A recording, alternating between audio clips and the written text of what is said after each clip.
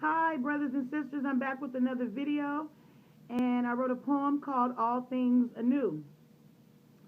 All things anew, for the old has died, gone, and passed away. I sing no slow, sorrow-filled songs, nor hold no lit candles, dare crying in its place. For all things new, my God's restoration shall begin.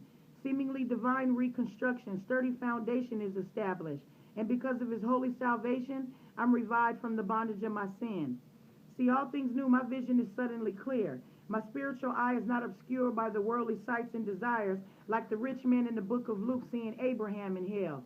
He replied, they have the prophets and Moses. Neither will they be convinced when man rises from the dead.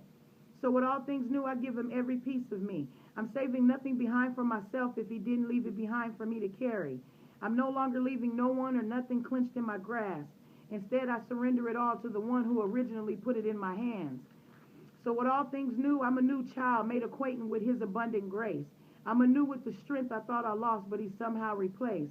I'm anew in my mind, anger, sorrow, and pain no longer have the option or time to occupy my space. Anew in my direction, only going where he leads. Anew in my heart, thoughts, mind, purpose, and speech. Anew in letting go of who I once was before. Anew because I was saved through my Savior, my God, my Lord. You be blessed.